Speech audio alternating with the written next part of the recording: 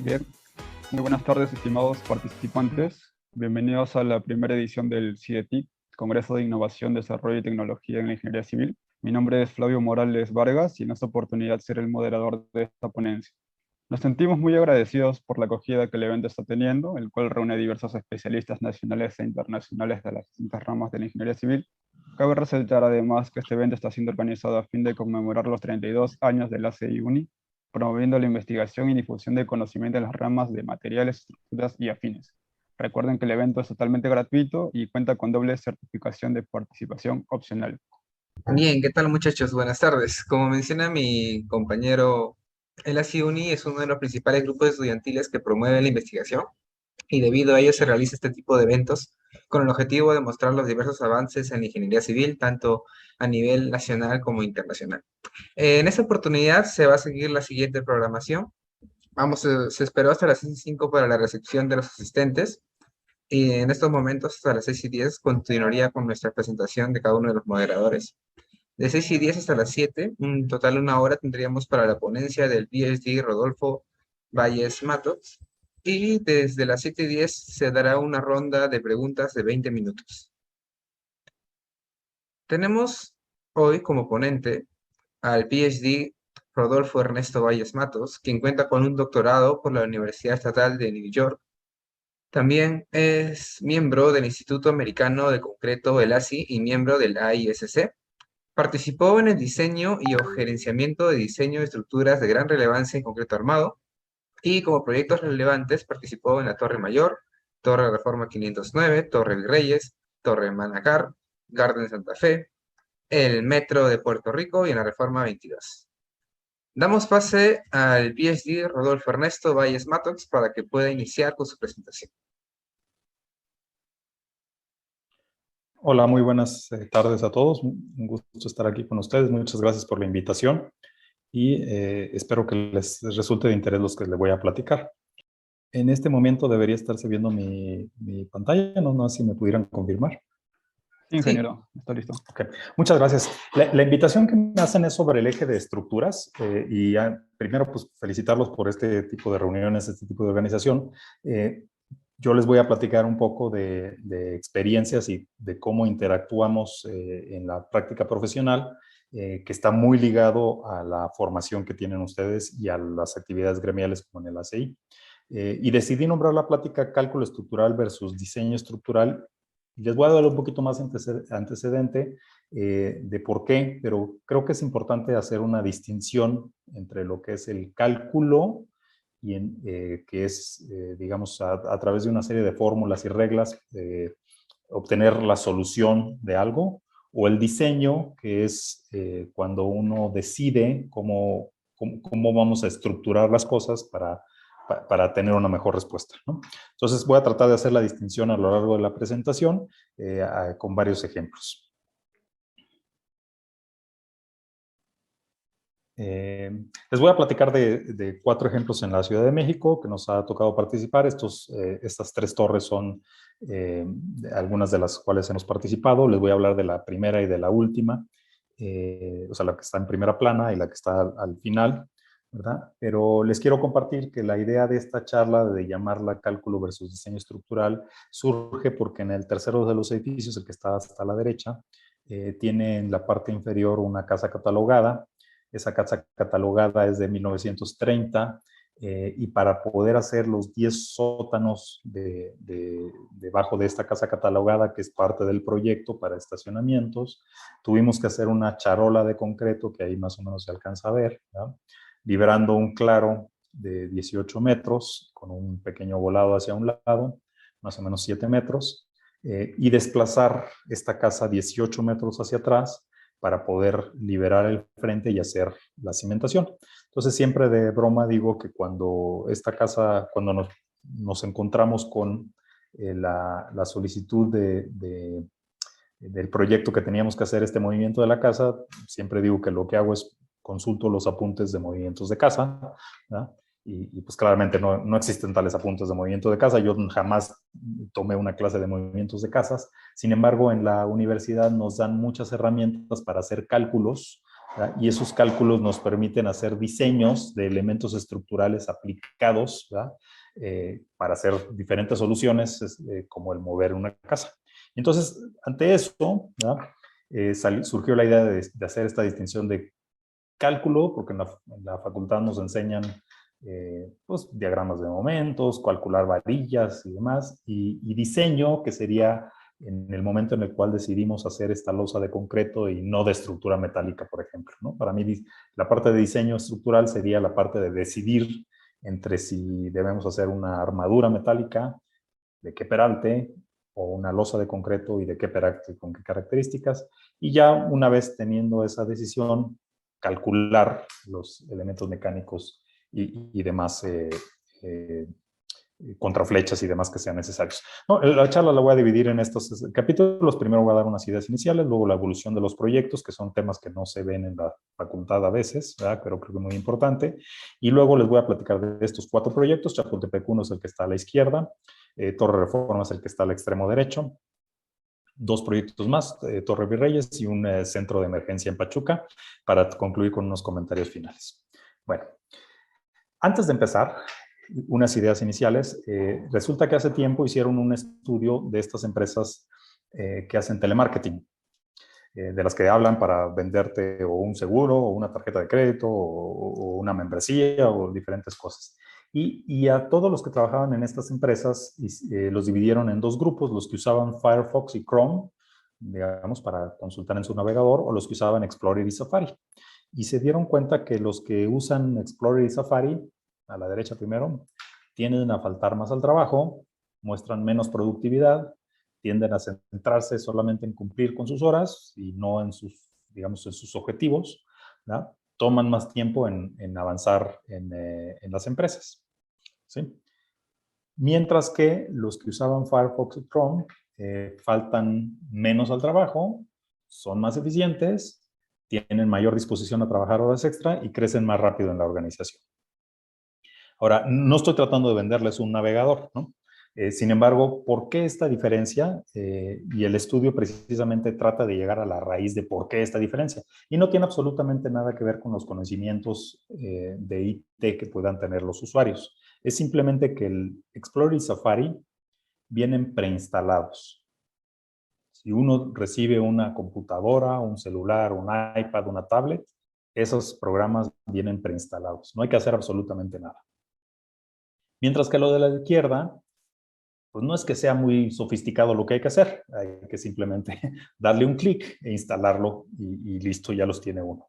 Pero esta diferencia entre aceptar lo que está preinstalado a la derecha y dar un clic de los programas que están a la izquierda, ¿verdad? Es lo que hace la gran diferencia de las cosas. Entonces, la conclusión del estudio es que si tú usas Explorer o Safari, entonces navegas en un ambiente preinstalado que genera poca creatividad.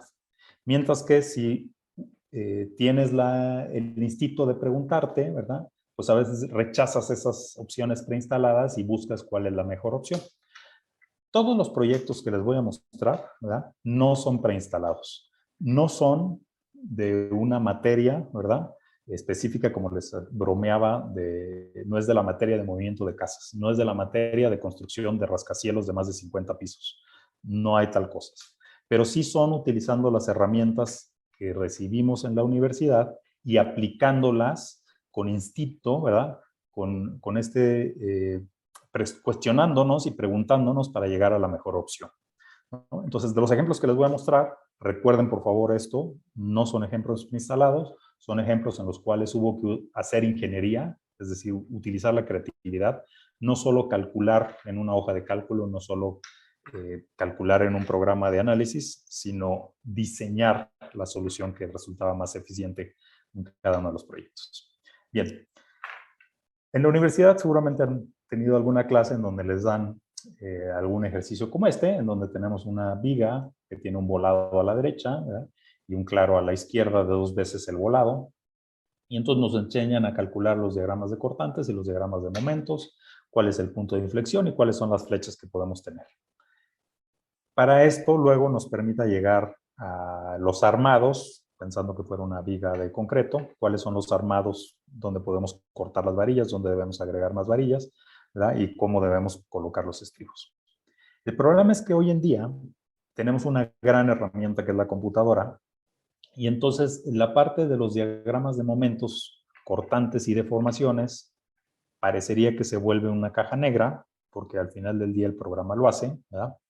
Y entonces ya no cuestionamos, ya no vemos ni siquiera las toneladas que estamos viendo de cortantes, no vemos dónde están las concentraciones de cortante y cuáles son, y dónde está el punto de inflexión.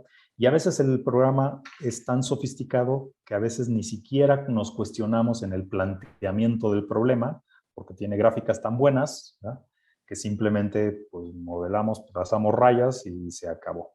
Eso lo que está pasando es que nos está haciendo que perdamos de vista dónde hay las eficiencias, porque estamos perdiendo de vista dónde están viajando las toneladas. Yo hago la analogía que ser un ingeniero en estructuras es como un taxista que lleva las toneladas desde donde se generan, ¿verdad?, con sismo, ¿verdad?, con granizo, con viento, ¿verdad?, con cargas gravitacionales hasta la cimentación. Entonces, uno tiene que entender el flujo de esa tonelada a lo largo de la estructura hasta que llega a la cimentación. Y ese flujo lo podemos ver cuando entendemos y vemos los diagramas de cortante, de momento y de deformaciones. Y aunque lo resuelve el programa, si nos damos ese espacio, esos minutos para ver por dónde están viajando las toneladas, vamos a entender mejor el planteamiento del problema y eso nos va a poder aplicar este esquema de la izquierda que se puede usar para un puente lanzado. Si ven, es exactamente el mismo concepto. Es un volado, ¿verdad?, con una trave más o menos del doble del volado o con un peso menor para poder que siga funcionando. O lo podemos aplicar para liberar un volado muy grande en un museo, ¿verdad?, que tiene también un entreje de respaldo hacia atrás que nos permite levantar el volado a través del entreje de atrás, o nos permite mover una casa, que es más o menos similar. Tenemos dos ejes de apoyos, ¿verdad?, y un volado. Todos estos ejemplos se parecen al ejemplo de la izquierda. El problema en la universidad es que nos concentramos solamente en los aspectos de la izquierda.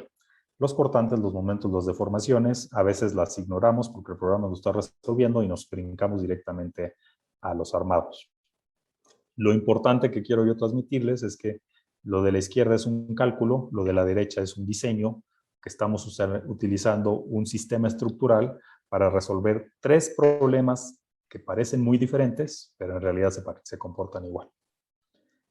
Entonces, ¿qué es lo que está sucediendo? ¿Qué es lo que pido que tomen en cuenta? Es que en la universidad nos dan la materia prima, la madera, digamos, ¿no?, y las herramientas, el programa, ¿no?, el serrucho, el lápiz para medir, la cinta, la lija para lijar, ¿no? Pero nos concentramos mucho en esa parte, en cuál es el comportamiento del material, llámese madera, llámese concreto, llámese estructura metálica, llámese mampostería.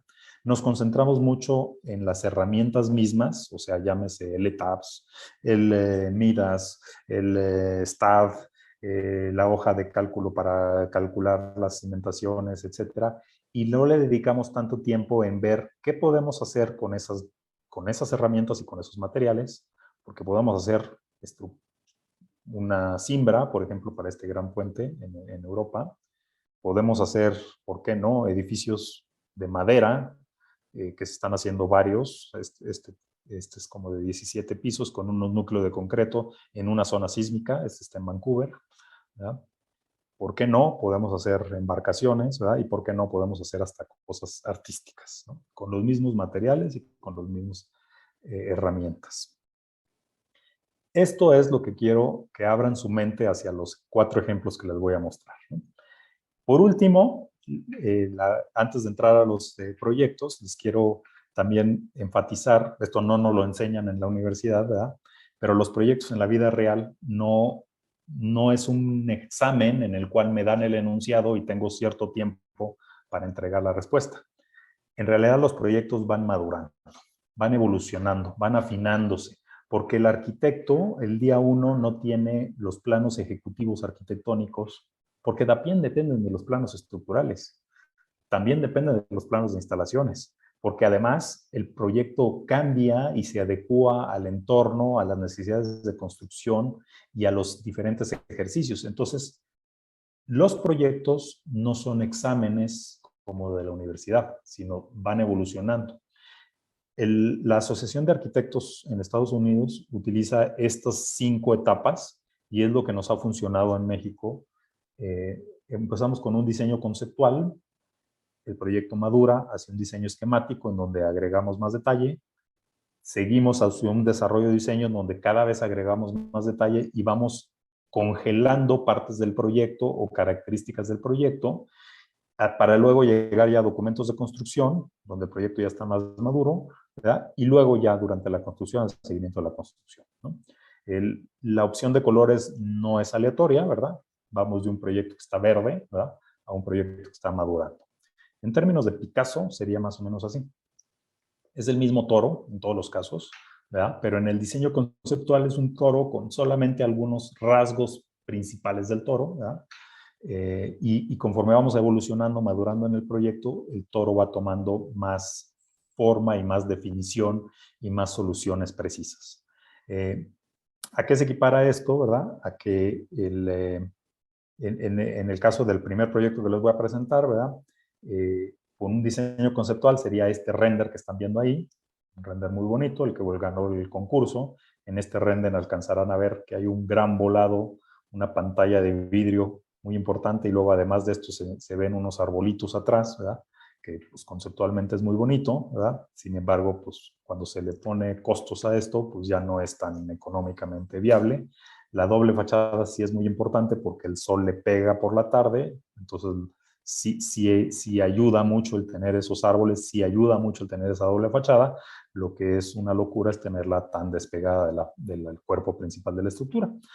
Pero para un diseño conceptual, pues esto funciona. Esto nos va dando la idea de cómo va a ser el edificio, de cuántos pisos, de qué área y de qué va a ser utilizado. Esta siguiente imagen ya es como un diseño esquemático. Es otra vez un render, no es una fotografía todavía, es un render, en donde se ve que este elemento que les acabo de mencionar, ¿verdad?, que es el más evidente, ya se eliminó. Se eliminó y se convirtió en una doble fachada, pero en la cual la doble fachada va siguiendo una a la otra, ¿verdad?, para no tener estos volados tan impresionantes. Entre ambas fachadas sí hay vegetación, nada más que pues, mucho más contenido, ¿verdad? En la parte de abajo nos alcanzarán a ver unas diagonales, que esto permite aterrizar el edificio en una zona sísmica tan importante como la tienen ustedes en Perú, ¿verdad? Y de una forma eficiente. Ese detalle, ¿verdad?, no se veía en el render estaba muy bonito con unas columnas que no funcionaban sísmicamente. Ya que vamos a un diseño esquemático, empezamos a agregar estos elementos, ¿verdad? Nos vamos hacia adelante, tenemos la interacción con este edificio vecino, si lo ven en esta imagen. Es un edificio también prácticamente de la misma altura, ¿verdad? Entonces estábamos preocupados porque comparten cimentación, estábamos preocupando la interacción que tendría un edificio con otro. Y entonces durante las fases de desarrollo de diseño, ¿verdad?, empezamos haciendo estos modelitos en donde ambas torres estaban simplificadas y estaba muy detallado el modelo de la cimentación y muy detallado el modelo del suelo para ver la interacción entre ambas. Entonces vamos madurando, vamos afinando, vamos detallando el toro, el proyecto, el edificio. Más adelante les muestro una imagen que ya es entre desarrollo de diseño y empezando documentos de construcción, que ya es una imagen que probablemente ya sea muy, muy familiar para todos ustedes. Este es, si no me equivoco, utilizando el ETABS, en donde se alcanzan a ver pues, las deformaciones, un envolvente de deformaciones para el viento en transversal, ¿no? Y más adelante, este es un modelo de Revit, que ya son para los documentos de construcción, ¿verdad?, en donde interactuamos todas las disciplinas para que todas las instalaciones, la arquitectura, la fachada, los procedimientos constructivos y la estructura, todas hablen en una misma plataforma y permitamos entender ya con este nivel ya de más detalle, ¿verdad?, cómo interactuamos cada uno de nosotros. Y finalmente, llegamos a la etapa de seguimiento de construcción, en donde pues, hubo necesidad de hacer algunos ajustes, algunas revisiones puntuales, por ejemplo, para soportar las grúas torre del proceso de construcción, soportar los elevadores que iban a utilizar todos los obreros para hacer el proceso de obra. Entonces, espero que con esto quede claro que el proyecto no es un examen en la facultad, ¿verdad?, en la escuela de ingeniería, en donde nos dan el enunciado y tenemos cierto plazo para resolverlo, sino más bien es una serie de exámenes en los cuales vamos afinando las preguntas que tenemos que ir evaluando, ¿no? Entonces vamos de lo macro a lo micro.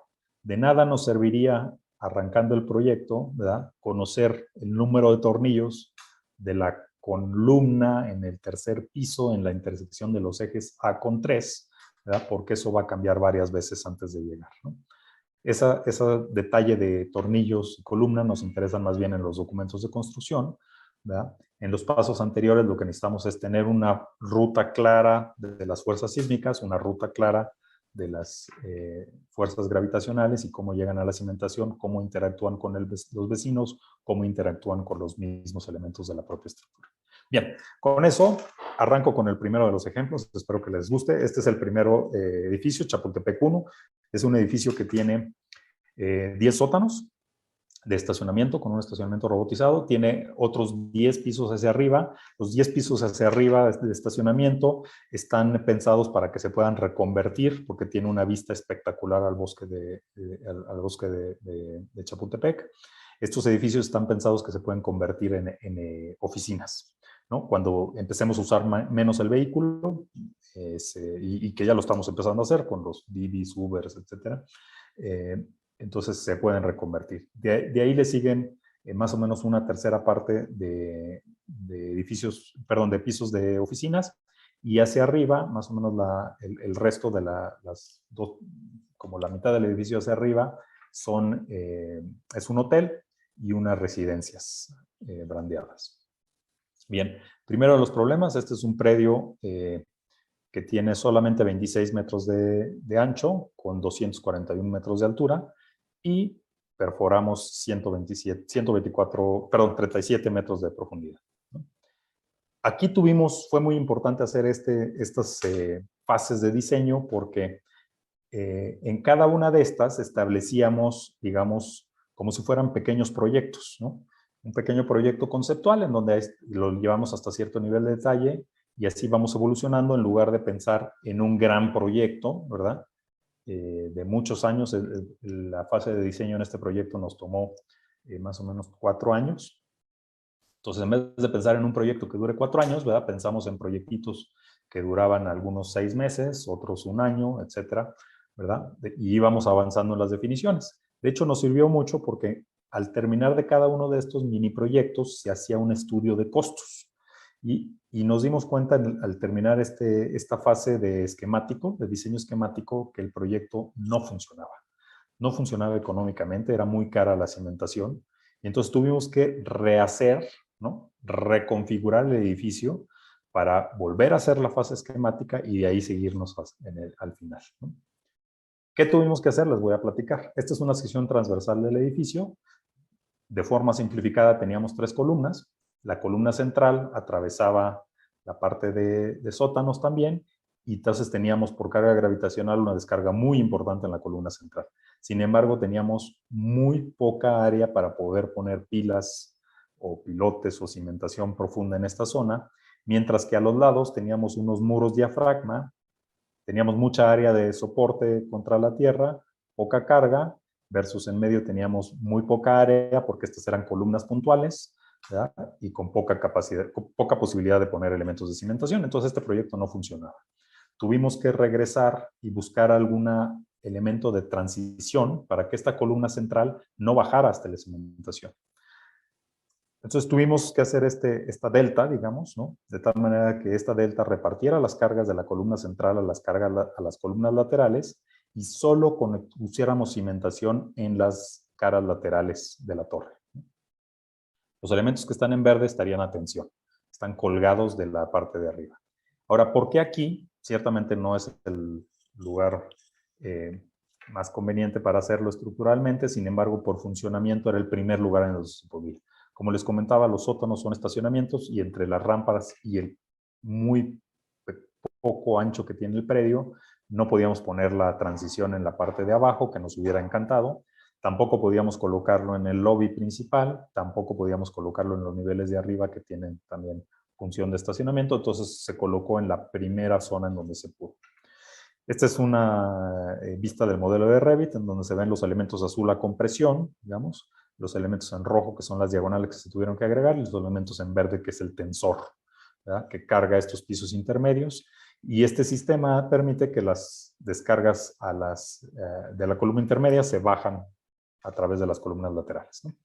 Unas fotografías para que tengan una idea de la escala, ¿no?, de estas diagonales. Visto desde en la conexión de la parte superior, ¿no? Digamos, aquí se alcanza a ver este elemento, ese vendría siendo el tensor verde, ¿verdad? Hacia arriba aprovechamos el concreto para abaratar la solución. Entonces aquí ven conectores de varilla soldados a esta placa base para que luego será forrado de concreto, ¿no? Durante el proceso de colocación, estas piezas llegan a pesar casi 40 toneladas, si no me equivoco 37 toneladas, y aquí está 37.5 toneladas, era alguna de estas, ¿no?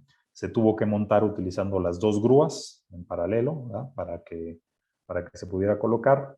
Les pido, por favor, vean cómo el balancín que sostiene la pieza de 37 toneladas está más cargado a una de las grúas, está más cargado a la grúa más cercana, ¿verdad?, precisamente para que la reacción en este balancín, ¿verdad?, sea mayor en la grúa que es más cercana, porque como tiene menos brazo, como su brazo está menos alejado, pues tiene más capacidad que esta grúa, que se alcanza a ver que su brazo está muy alejado, ¿verdad? Por lo tanto, necesitamos que esta reacción de acá sea menor, y la forma de hacerlo es pues a través de esta trave, ¿verdad?, en donde el punto de aplicación de la carga lo cargamos hacia donde queremos que la reacción sea mayor.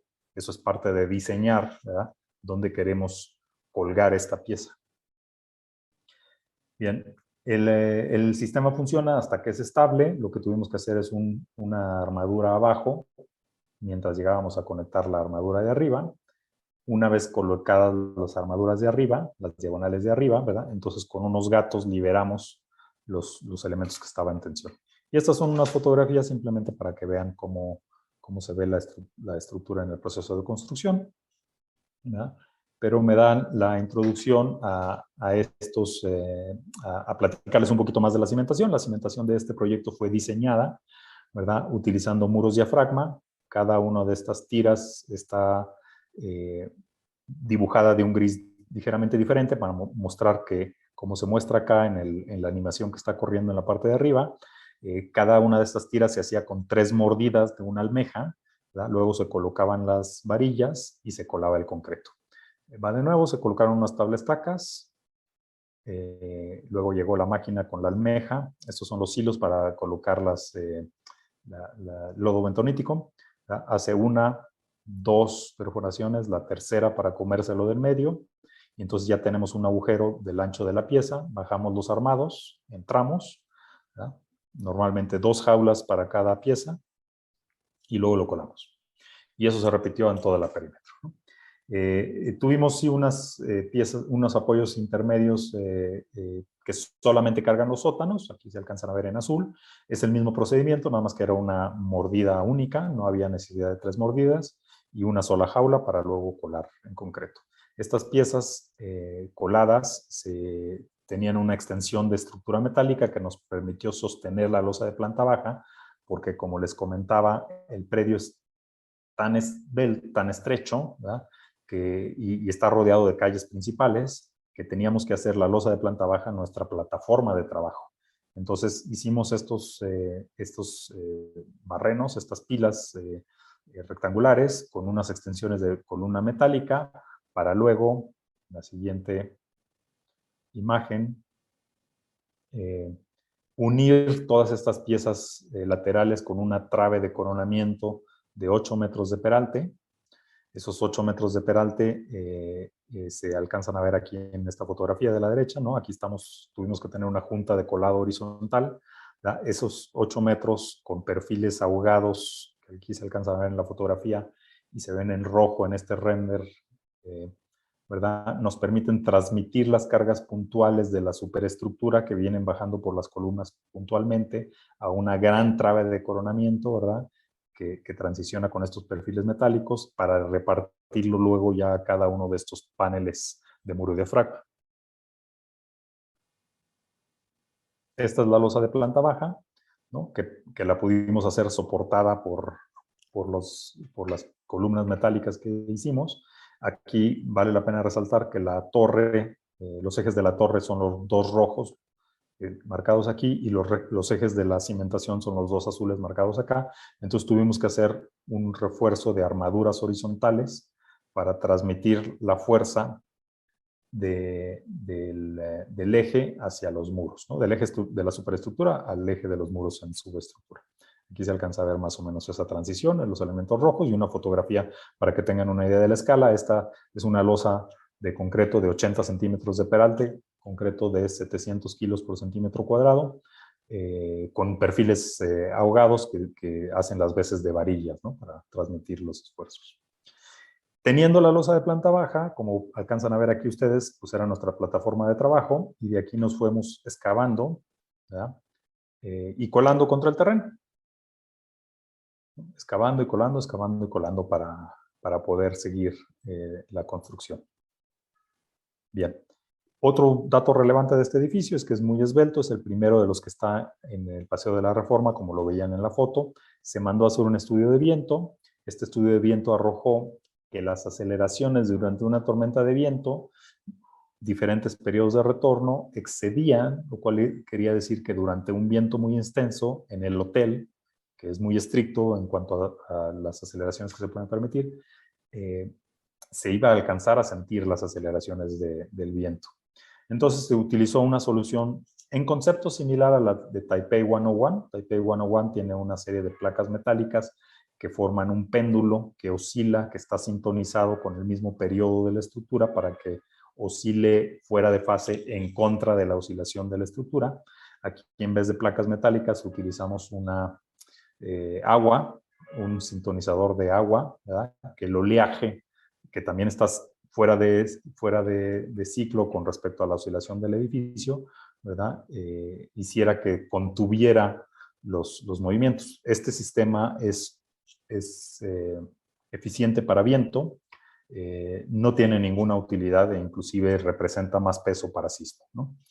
Sin embargo, para viento, como las aceleraciones son muy pequeñas, ¿verdad? Con un poco de agua es posible controlar esas aceleraciones muy pequeñas. Solo para que tengan una idea de la escala, este tanque mide 12 metros de largo, 5 metros de ancho y casi 6 metros de alto también. Son 258 metros cúbicos. Bien, les platico del segundo edificio. El segundo edificio es el tercero que les mostraba en la fotografía al inicio. Es Torre Reforma, es un rascacielos de 57 pisos. En la parte de abajo es la casa catalogada que les comentaba que tuvimos que mover para poder hacer los sótanos, ¿verdad? Y les platico un poquito de esto. En este caso, nuevamente, el proyecto tuvo sus fases de diseño, no fue una única solución. Aquí les muestro algunas de los esquemas que hicimos en los muros perimetrales, ¿verdad? En las losas estudiamos diferentes opciones y en los contraventeos de la fachada también, ¿verdad? Pero les platico un poco del proyecto. El proyecto está montado sobre este terreno que tiene dos colindancias que están marcadas en este muro en rojo, ¿verdad? Tiene un área de servicios donde están todos los elevadores, escaleras, montacargas, ductos e inclusive baños en este triángulo. Entonces, entre los dos muros laterales de colindancia y este muro en diagonal se forma una especie de tubo, ¿verdad? De concreto.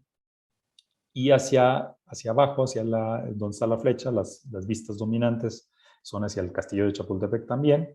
Y hay que respetar la casona, que acá en la fotografía se alcanza a ver ahí. Es una casa catalogada que no puede tocarse. Aunque la movimos, la tuvimos que regresar al mismo lugar, ¿verdad? Y entonces tenemos otra cara a base de un contraventeo que está doblado, porque aquí, como se alcanza a ver, el contraventeo va girando, va volteando hacia el bosque de Chapultepec, ¿no?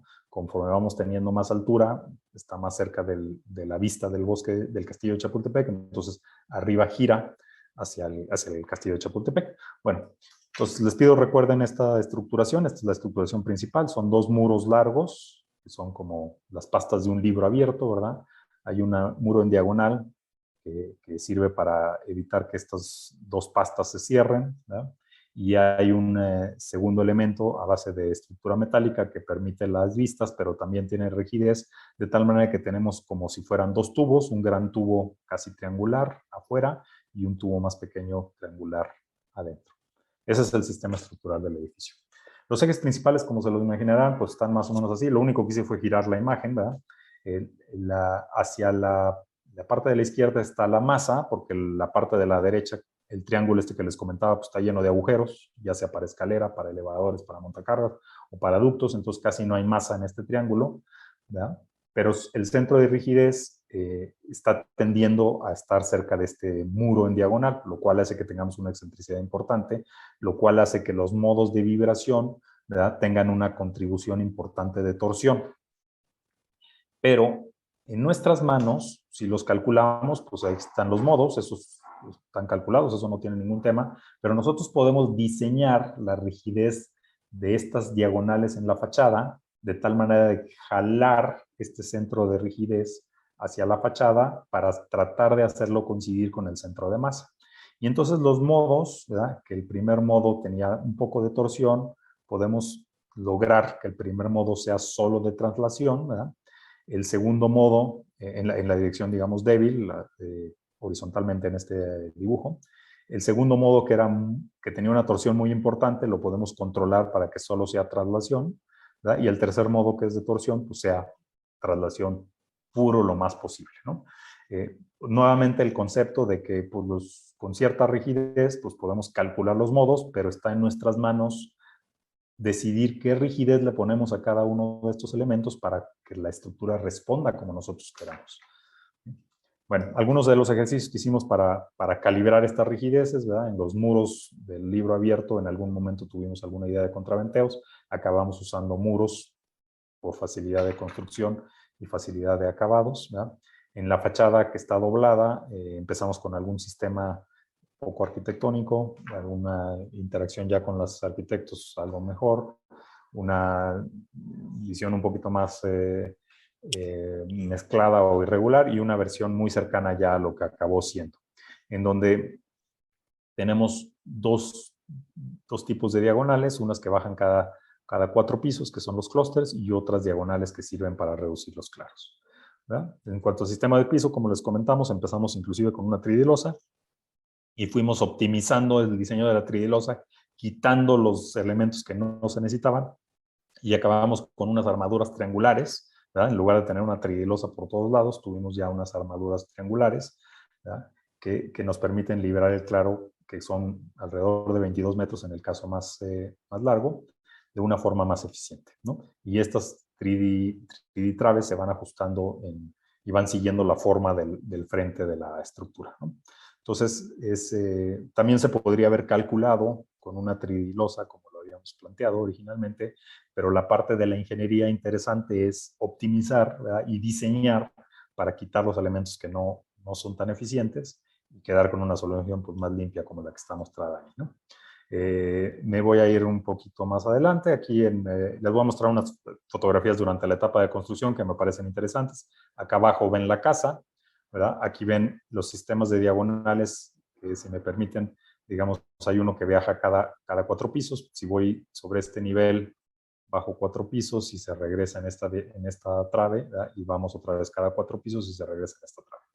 Y tenemos un elemento intermedio. Ahora, este sistema está como colgando porque no podemos apoyar, no podríamos tener un apoyo aquí sobre la casa.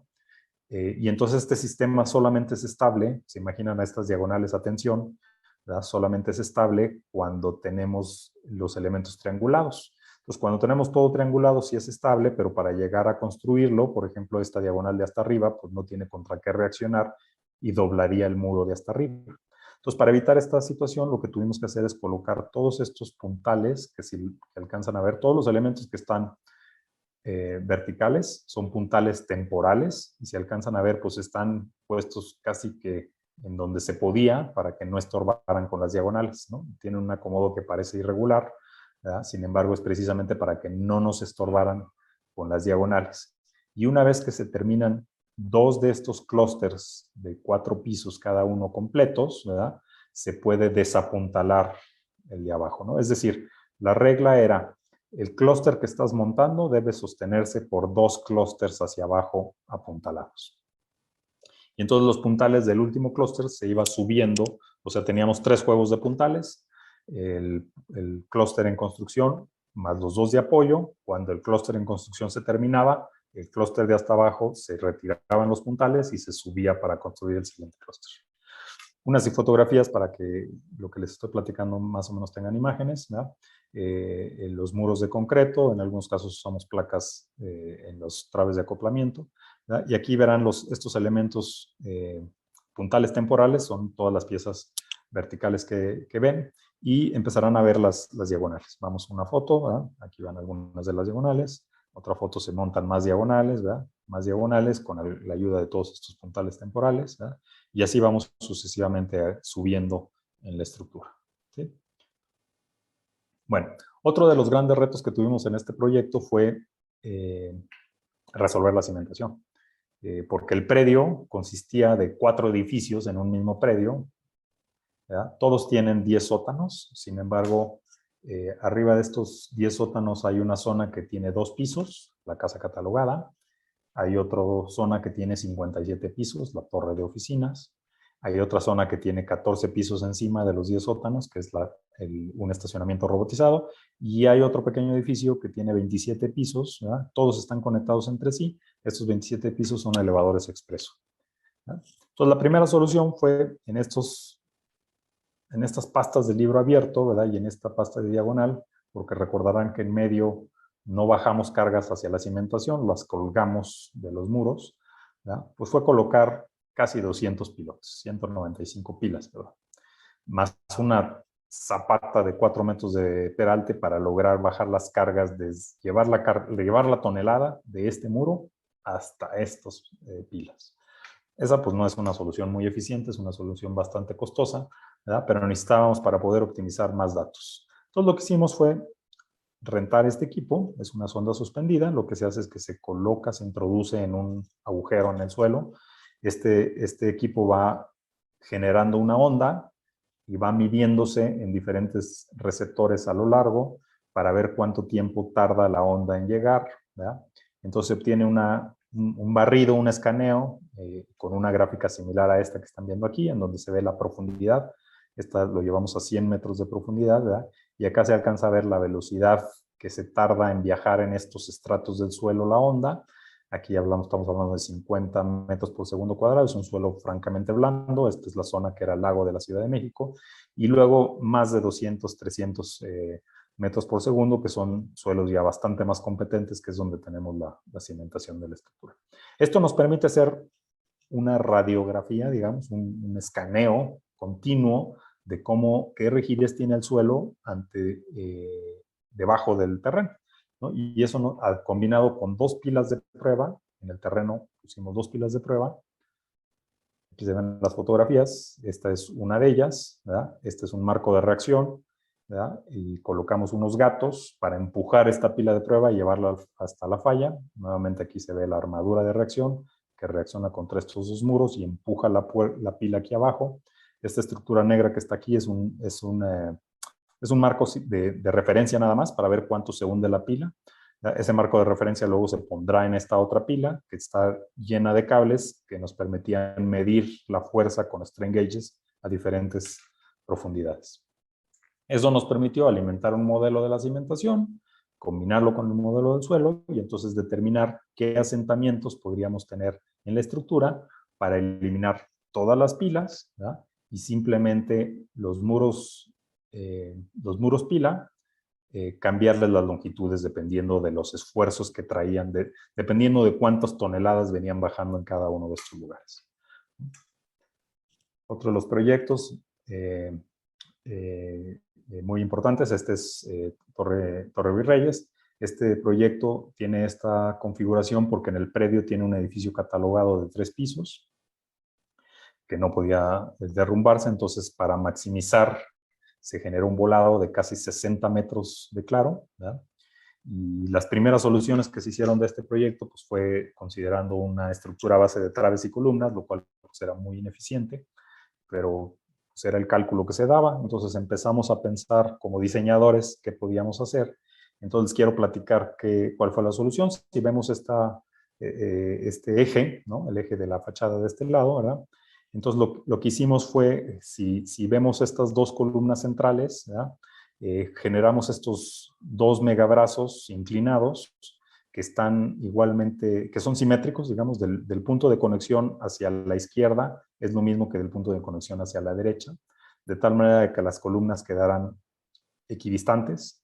Al momento de que esas columnas bajan su carga a estos elementos en diagonal, pues se genera, o necesitamos que esta barra que une estos megabrazos esté a tensión para que estos megabrazos no se abran, ¿no? Entonces, hay un elemento a tensión aquí muy importante que detiene ese coseo que se genera al cambiar la dirección, la fuerza. Y lo mismo sucede en las siguientes columnas, las pinté en verde, pero bajan estas dos columnas hacia arriba, es más o menos simétrico. Aquí tenemos la variante que tenemos una parte colgada, ¿verdad? Y tenemos un coseo para que las fuerzas cambien de dirección hacia esta diagonal, ¿verdad? Entonces tenemos una barra ahí a tensión muy importante y así sucesivamente en cada uno de los niveles, ¿verdad? Vamos teniendo estos elementos. Entonces cambiamos de un sistema de traves y columnas a una armadura, ¿verdad? En donde tenemos los elementos en rojo a compresión, con unas diagonales en rojo a compresión, unidas o cosidas con estos tensores, ¿no? Con estos elementos en naranja a tensión, ¿verdad? Que le dan estabilidad al sistema, ¿verdad? Esto pues no es estable, entonces por lo tanto se agrega esta columna en rojo a la derecha para que no se caiga, ¿verdad? Para que no se voltee, ¿verdad? Y eso, agregando los tensores en la parte inferior, ¿verdad? Estos en verde se colocaron como tensores, no bajando al piso para que esto sirviera como un lastre, y entonces la barra vertical del extremo derecha nunca llegara a tener tensión, inclusive en un sismo, ¿no? Durante un sismo la fuerza horizontal haría que esto vuelque, ¿verdad? Pero como tenemos este lastre acá, hace que esta barra de la derecha nunca entre en tensión, ¿no? Ese es el concepto más o menos estructural de este sistema, que espero me lo hayan entendido, lo voy a repasar nuevamente. O sea, lo primero que hicimos fue diseñar las proporciones de este triángulo. El proyecto arquitectónico no era originalmente así, pero sí forzamos a que este triángulo fuera un triángulo que de este punto hacia atrás sea la misma distancia que de este punto hacia la derecha, para que fuera un triángulo balanceado.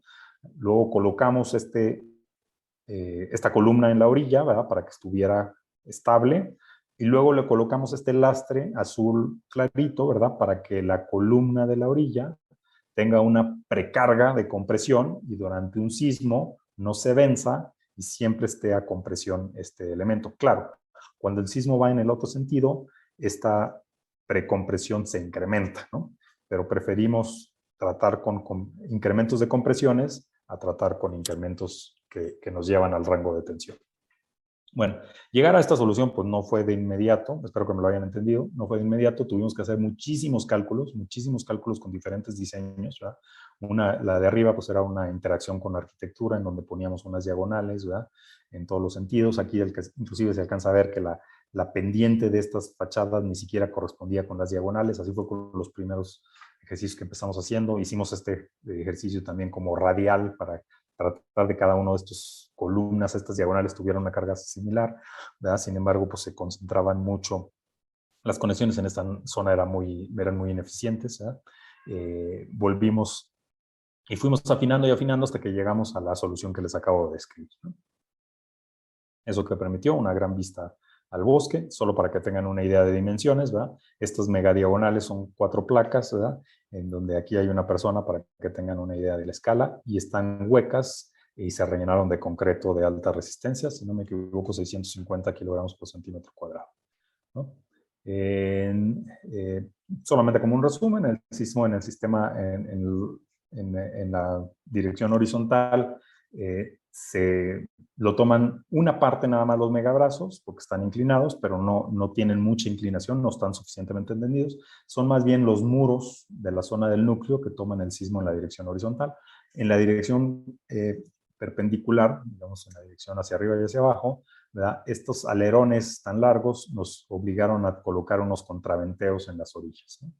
Para estabilizar. Y aquí está el proyecto en construcción, es el núcleo que va subiendo, las diagonales y los contraventeos, ¿no? Los megabrazos y los contraventeos. Aquí el núcleo se toma más del 80% de la carga por sismo, ¿verdad? Y por su forma fue muy rápido, muy eficiente su construcción. tan rápido que este es un predio que tiene una vista también espectacular al bosque de Chapultepec, al Campo Marte, y iba tan rápido que alguno de los vecinos, antes de que surgiera la estructura metálica, le hizo el comentario al propietario que por qué hacía un edificio con ventanitas tan chiquitas, ¿no?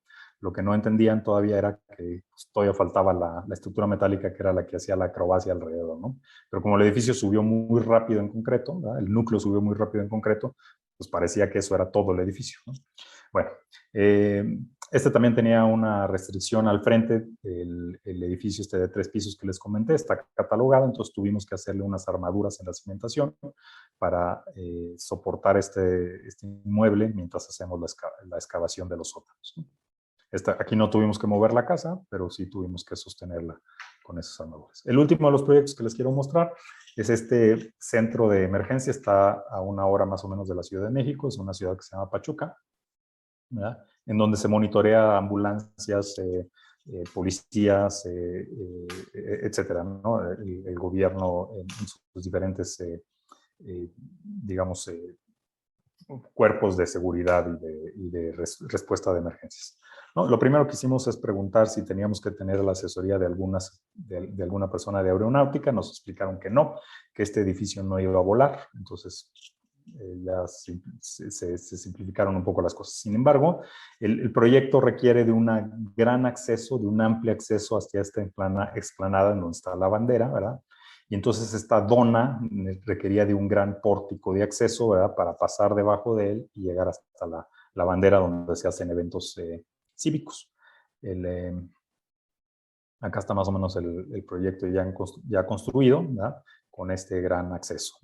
Lo que no queríamos es rellenar de contraventeos esta dona, ¿verdad? Porque una solución era calcular todo con unos contraventeos. En su lugar, lo que decidimos es, aprovechando que es una forma de dona y recordando esta imagen de un arco inclinado para este puente peatonal, me parece que está en Canadá, ¿verdad? Lo que hicimos fue en el proyecto nuestro esconder un arco, que lo estoy remarcando en rojo en este modelo de Revit, acostado, ¿verdad? De tal manera que nos ayudara a sostener la parte de la dona que está en este volado, ¿no?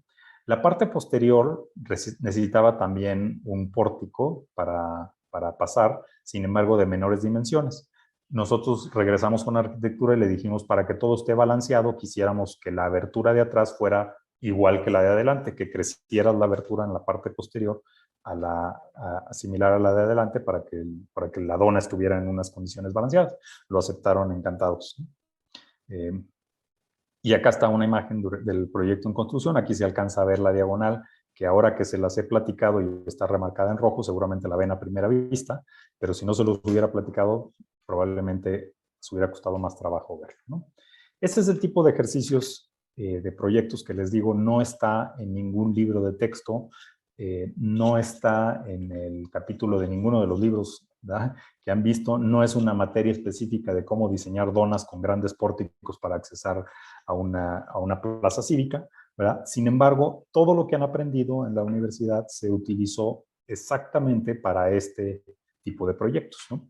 Entonces, el énfasis es aquí cómo las herramientas de cálculo que aprendan en la universidad nos permite hacer diseños, ¿verdad?, para resolver estructuras como estas que les he mostrado ahorita de forma interesante, ¿no? Voy a cerrar con algunos comentarios finales para decirles para dónde veo yo que vienen más cosas, ¿no? Este es un proyecto también en la Ciudad de México que por razones arquitectónicas requería de concreto blanco, esmerilado en fachada, ¿verdad? Se resolvió con 2 soluciones, una estructura en concreto, ¿verdad?, que es la de la izquierda, y una estructura metálica, que es la de la derecha. La solución de la estructura de la izquierda tendría que haber necesitado, porque estaban muy castigados los peraltes y había una gran concentración de varillas, ¿verdad?, tendría que haber necesitado de unos planos de despiece, unos planos de taller de colocación de varilla. Planos de taller son comunes en la estructura metálica. Desafortunadamente, en la gran mayoría de nuestros países en Latinoamérica son poco comunes para la estructura de concreto, y entonces el fierrero en la obra corta, dobla y coloca como Dios le da a entender, cuando deberíamos tal vez hacerle unos planos para que simplemente ejecute, ¿verdad?, lo que ya de forma pensada y concienzuda se ha llevado a cabo en un gabinete, ¿no? Se los digo porque finalmente el proyecto acabó construyéndose como una estructura de acero, pero haciendo esta charla con el capítulo estudiantil de la CI, les comento que la solución en concreto era perfectamente válida, sin embargo requería de ese plus, de ese extra de diseño para hacer unos planos de taller de varillas, ¿no? Aquí están algunas fotografías del proyecto, simplemente para que no se queden con los planos, ¿verdad? Pero este tipo de soluciones en donde hacemos despiece de varillas, de estribos y demás, se utilizaron, por ejemplo, en Torre Reforma, en donde no había espacio para colocar las cosas. Entonces, todos los estribos, grapas, varillas, todas venían etiquetadas, ¿verdad? Predimensionadas en planos, ¿verdad? Se subían con la grúa a esta parte superior de la cimbra metálica, ¿verdad? De aquí se bajaban a esta plataforma muy angosta, pero era nuestra plataforma en donde se colocaban los estribos, ¿verdad? No había espacio absoluto en el predio para que alguien estuviera doblando varillas en el predio, ¿verdad? Y mucho menos había espacio para saber dónde había quedado el estribo que se utilizaba en este segmento del muro. Entonces, todo el kit de varillas, ¿verdad? Llegaba como preensamblado, venía en lotes, ¿no? Venía el lote para cada rebanada de muro, ¿verdad? En donde venían las grapas necesarias, los tramos de varilla necesarios y demás, gracias a que se hizo un plano de despiece varilla por varilla y no se estuvo interpretando en campo. Se hizo, entonces, yo veo hacia adelante cada vez más soluciones de este detallado de varillas en gabinete para evitar hacerlo en campo, ¿no? Les platico un poco de algunos proyectos que tal vez pueden ser interesantes, ¿verdad? Este es el Shard en Londres. Aquí el proyecto original era estructura metálica en todos los pisos, auxiliado con un núcleo de concreto, ¿verdad? Una ingeniería de valor resultó en cambiar los pisos de las zonas de hotel y residencias, que son más o menos los que están aquí marcados ahora en concreto, por losas de concreto, ¿verdad? Losas planas de concreto, porque el sistema lateral lo está dando, que el viento es lo más importante allá, lo está dando las columnas con esta pendiente, las diagonales, digamos, de fachada, y el núcleo de concreto. Entonces, el sistema de piso es simplemente sistema de piso, y entonces se pudo optimizar a un menor espesor, se pudieron colocar 3 pisos adicionales en esta zona, ¿verdad? Maximizando, digamos, la restricción de altura que tenía el proyecto, se generaron más metros cuadrados con una solución más eficiente y además este proyecto, como era todo metálico, tenía temas de vibración por el hotel en la parte superior, entonces el proyecto original tenía, igual que Taipei 101, una masa de acero para contrarrestar los movimientos. Al tener unos pisos de mayor masa, como el concreto, pues ya en automático se generaba ese péndulo, digamos, que contrarrestaba los movimientos, ¿no?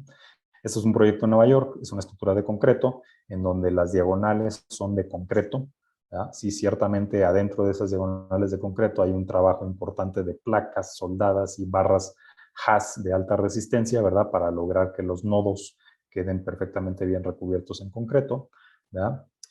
Y todo lo anterior es para resumir y enfatizar que las herramientas que les enseñan o las herramientas que aprendemos en la universidad son muy importantes, pero no hay que quedarse con las herramientas, hay que ver más allá, ¿verdad? Porque todas estas herramientas, estos materiales nos permiten hacer cosas que no están en los libros de textos, como mover casas, como cambiar de estructura metálica a estructura de concreto varios pisos, como hacer diagonales de concreto con placas ahogadas metálicas, ¿no?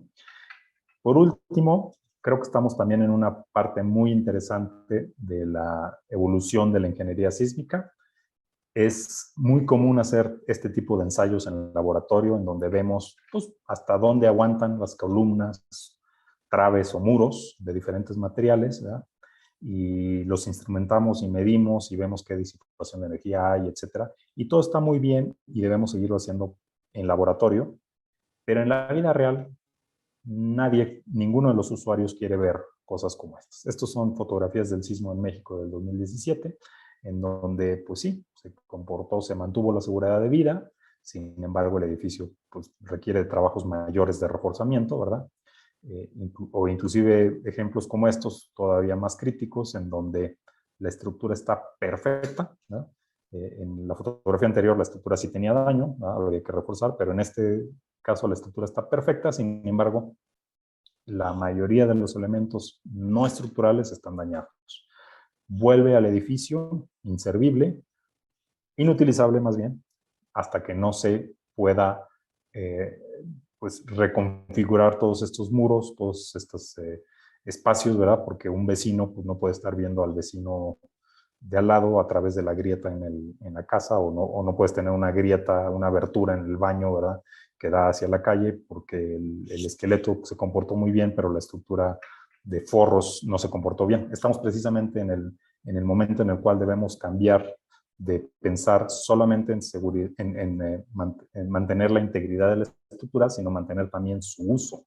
Debemos poder regresar a utilizar las edificaciones. Ejemplos hay muchos. Este es en Christchurch, en Nueva Zelanda. Este es después de las demoliciones. Solo se colapsaron unos cuantos edificios, pero después de que se revisaron, se acabaron demoliendo una gran cantidad de edificios y reconstruyendo muchos de ellos, ¿verdad? Pero ya con sistemas de disipación de energía.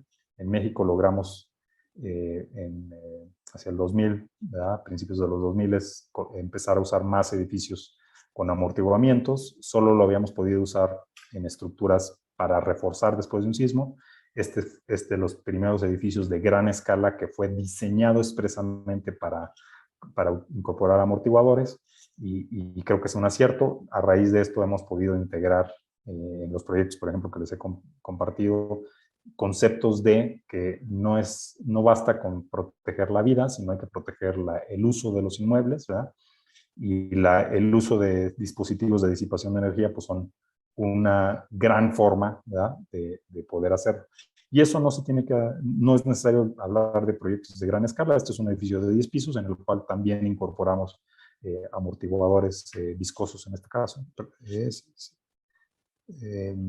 para poder disipar energía durante un sismo, y que sean estos los fusibles en lugar de generar agrietamientos, fisuras en las columnas, ¿no? Y con esto pues les doy muchas gracias por su atención. Muy buena ponencia. Muchas gracias, estimado doctor Rodolfo Valles. Continuando con el cronograma expuesto, a continuación empezaremos lo que vendría a ser la ronda de preguntas. Ingeniero, ¿usted desearía leer las preguntas o le hace más cómodo si lo leo por usted?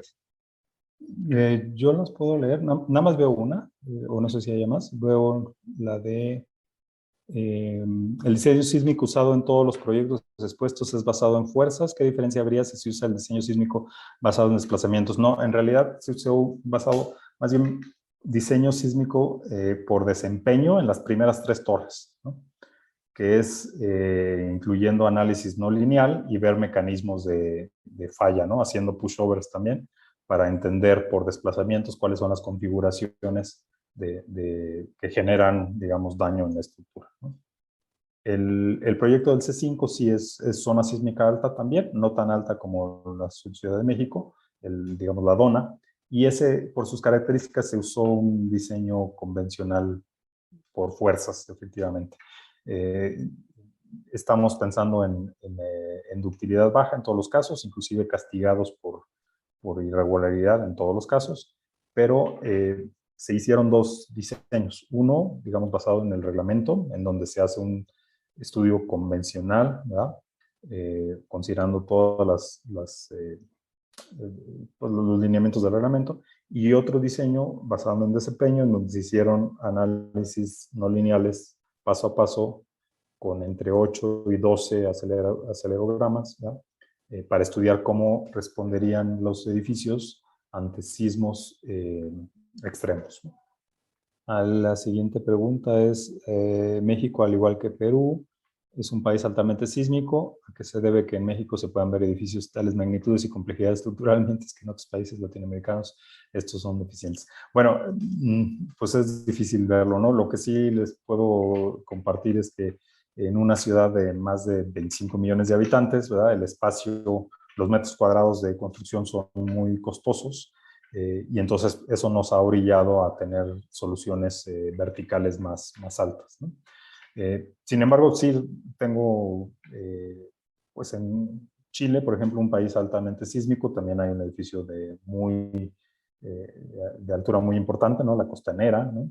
En Colombia, Torre Atrio, que también es un edificio bastante alto, ¿verdad? Entonces yo creo que es cuestión de tiempo, ¿no? O sea, desafortunadamente en las grandes ciudades eh, el costo de la tierra, ¿verdad?, obliga a hacer proyectos de mayor altura, sin embargo, tienen que estar ligados a sistemas de transporte adecuados, ¿no? Porque, pues imaginen la cantidad por ejemplo, en Torre Reforma, los autos que se pueden estacionar ahí, si no recuerdo, son del orden de 1000, ¿no? 1000 autos saliendo. Y si sumáramos las otras 2 torres que están al lado, pues estamos hablando de cerca de 2000 autos entrando y saliendo, ¿verdad? Lo cual pues no es muy eficiente. Tiene que estar cerca de sistemas de transporte masivos cercanos, ¿no? Entonces yo creo que es la combinación de las dos cosas, ¿no? O sea, que la densificación permite sacar más provecho a los metros cuadrados cuando los precios de la tierra se aumentan, ¿verdad? Y segundo, ¿verdad?, pues sí tener un sistema de transporte público que vaya acompañando estos corredores, ¿no? Porque de nada sirve que tengas un edificio de gran altura si nadie puede llegar a él, ¿no? Pregunta cuáles son las ventajas de diseñar edificaciones con formas asimétricas o diferentes a las usuales. ¿Cómo se solucionan estas desventajas? ¿Cuál es su recomendación al respecto? Bueno, indudablemente cuando tienes una solución no convencional, normalmente tienes 2 efectos, ¿no? Uno de ellos es que el estudio de la solución te toma más tiempo, o sea, sí necesitas poner más ingeniería, más horas de diseño, más horas de hacer prueba y error para entender cuál es la forma más eficiente de resolver las estructuras. Entonces, los proyectos toman más tiempo, primer efecto, ¿no? Y segundo efecto es que sí, normalmente, a menos que tengas una solución muy eficiente, ¿verdad?, el costo es más alto, ¿no? El costo es más elevado. Sin embargo, pues tienes también restricciones, ¿no? O sea, el primer proyecto que les mostré, Chapultepec 1, tiene una vista espectacular, bosque de Chapultepec, está en una ubicación privilegiada porque está cerca de varios sistemas de transporte muy importantes y varias vías de comunicación rápida, ¿verdad? Entonces, y el costo del terreno es muy elevado. Entonces, tienes todo para poder hacer una estructura ahí con firmas que están interesadas a tener esa ubicación, ¿no? En poder rentar oficinas o poder tener un hotel, una habitación en esa ubicación estratégica, ¿no? Entonces, pues, siempre que haya un diálogo importante entre arquitectura, costos, estructura y las demás ingenierías para llegar a una solución muy eficiente, ¿verdad? Entonces se puede tener una solución que realmente sí funcione para todos, ¿no? A lo que voy es que en estos proyectos tan irregulares no es que no se puedan hacer, sino simplemente hay que tener mucho más cuidado, hay que dedicarle muchas más horas de ingeniería para poder tener una solución que no se dispare en costos, ¿no? Bueno, tú lo preguntabas como desventajas, ¿no? Pero retomando, pues también es una ventaja porque son ejercicios súper interesantes, son proyectos súper interesantes, ¿verdad? Que se salen de lo convencional y son icónicos, son referencias y pues da mucho gusto haber participado en ellos también. Se aprende mucho de ellos, ¿no? Yo siempre he dicho que los edificios altos son como la Fórmula 1, digamos, el equivalente a la Fórmula 1, ¿no? En donde se prueban los sistemas y se llevan al límite, ¿no? Los materiales, ¿no? Aquí varias veces les dije concretos de 700, 750, 800, 850 kilogramos por centímetro cuadrado, ¿verdad? Que no es lo convencional, ¿no? Entonces, lo mismo que en la Fórmula 1, ¿no? Prueban sistemas, prueban, ¿no? Digamos, software, hardware, etcétera, que los llevan al límite, que luego lo vamos a ver en nuestros autos de todos los días, ¿no? Lo mismo diría yo en los edificios altos, ¿no? O sea, Los elevadores los llevamos al límite, ¿no? O sea, la tecnología de los elevadores, ¿no? Porque hay que dar servicio a todos estos niveles. Entonces estamos como que en la punta de lanza del estado del arte de las cosas, ¿verdad? Y eso pues es muy interesante porque eso luego se permeará a estructuras más convencionales, ¿no? Ingeniería viene de ingenio, 100% de acuerdo. Creo que eso es lo más importante y eso no hay que perderlo de vista porque los computadoras no tienen nada de ingenio, ¿no? El ingeniero seguimos siendo nosotros, ¿verdad? No podemos caer en ser operadores de computadoras. Este a veces es solo intuitivo y el otro es la experiencia. Sí, totalmente, es una mezcla. Vas afinando, ¿no? Vas afinando entre la experiencia e intuición. Y a veces el tema es que tú tienes una intuición, lo pruebas con un sistema de computadora y retroalimentas tu intuición y con eso vas tomando experiencia, ¿no? Si le crees todo al programa, entonces no vas a tomar experiencia porque lo único que vas a tener es horas de repetir las cosas sin ver de dónde salieron, ¿no? Siempre la teoría sería apoyada por la experiencia, sí. Se nota que hay bastante ingenio en cada proyecto y la expectativa de un funcionamiento con la naturaleza ponga a prueba cada proyecto. Muchas gracias. En estos proyectos se realizaron los estudios de sitio. Sí, esto debido al tipo de suelo que tiene la Ciudad de México. Entiendo que debido al tipo de suelo esto afecta a los edificios altos. Es correcto. Les platico caso por caso. Los dos edificios primero que les comenté que estaban juntos, ¿no? Digamos el del extremo izquierda y el extremo derecha en el grupo de 3 edificios. Ahí tenemos más o menos 23 metros de capa compresible, mala. Entonces fue muy importante hacer un espectro de sitio particular para esa zona. El otro edificio que les mostré, que es Virreyes, el que tiene un gran volado de 60 metros hacia un extremo, ese no le hicimos espectro de sitio porque ese edificio está en la zona de Lomas de la Ciudad de México, entonces está en terreno firme. Lo que sí hicimos, ¿verdad? Fue generar de todas maneras acelerogramas específicos para el terreno. O sea, no, el espectro pues, es de zona firme, sin embargo, como hicimos para la revisión de diseño por desempeño, se hicieron acelerogramas y se calcularon unos espectros para un sismo con un periodo de retorno de 2.475 años, y a ese edificio le agregamos una componente vertical, porque como estamos hablando de un volado muy grande, la componente vertical es importante, no es lo común en edificios de la Ciudad de México, pero este proyecto es sensible a la componente vertical de los sismos, ¿no? Entonces, sí, digamos, en los dos primeros fue espectro de sitio horizontal, digamos, la componente vertical no era tan relevante, y en el tercero fue espectro de sitio componente en las 3 direcciones. Y el último, el de Pachuca, no fue necesario, también está en una zona de buen terreno, entonces no hubo necesidad de hacer un espectro de sitio. Bien, si no hay más preguntas, muchas gracias, doctor Valles.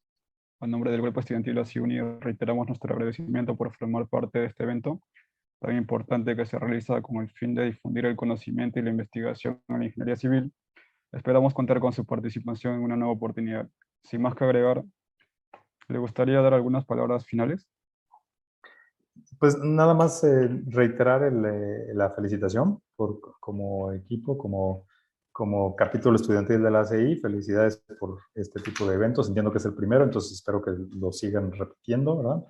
Y un gusto estar aquí con ustedes. Espero que les haya un poquito abierto la imagen de que todo lo que están aprendiendo, que a veces se ve muy árido, ¿verdad? Es en realidad muy útil y muy emocionante cuando lo aplica uno en estructuras reales. Muchas gracias.